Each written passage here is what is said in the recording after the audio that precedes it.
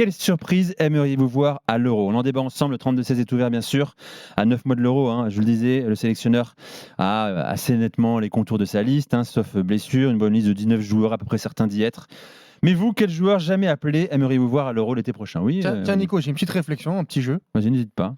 Il n'y en a pas pour 10 minutes, on est Non, d'accord. pas du tout, pas du tout. Rapide. J'ai la première liste hors blessure, parce qu'il y a eu des blessés et des arrivées. La première liste de Deschamps quand il l'envoie jeudi dernier. Ah, d'accord. Ouais. Pour essayer de voir, en fait, finalement, où est-ce qu'il y a de la place et où est-ce que... Vas-y. Tiens, on va se faire ce petit jeu rapidement. Donc, les gardiens, on les connaît, Areola, Maignan et Brissamba. Les défenseurs, Jonathan Klaus, les deux Hernandez, Konaté, Koundé, Pavard, Saliba ou Pamecano. Ça, c'est la première liste avant les blessures.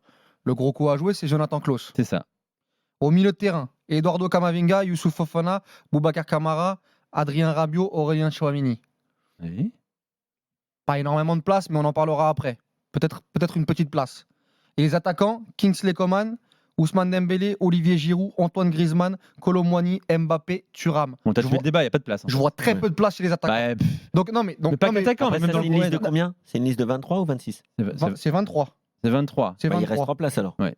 Sauf si Deschamps, comme il l'a Il le fait des fois. décide de faire 24. Non, mais c'est juste pour vous dire que là, quand même, à première vue, il y a quand même un socle, pour moi, de 19 joueurs. Alors, très bien. De 19 joueurs. Choisissez un joueur selon les certains aussi. Moi, je pense que vous voulez voir en équipe de France. Moi, je pense qu'il y a une place au milieu de terrain. C'est-à-dire soit Fofana, soit Kamara.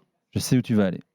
Et pour moi, en défense, il y a le latéral et un défense central, un Todibo, je sais pas, un mec qui peut être qui a déjà été appelé. Et devant, il faudrait pour moi une blessure d'un Dembélé ou pour que ça bouge totalement. Alors milieu de terrain. Milieu de terrain, pour moi, c'est Zaïre Emery qui peut. Si ton jeu, c'est de se dire qu'il y a un joueur qui peut arriver en équipe de France et qu'on n'a jamais vu, et surtout qu'en plus, Didier Deschamps en a parlé sur sa conférence de presse en disant qu'il n'était pas très très loin et qu'il le suivait. On sait très bien que dans la fédération, on l'a vu avec les espoirs, le fait de lui donner brassard de capitaine, le fait qu'il soit titulaire avec le PSG et qu'il a peut-être faire 40 matchs tu cette enchaînes saison. avec les JO.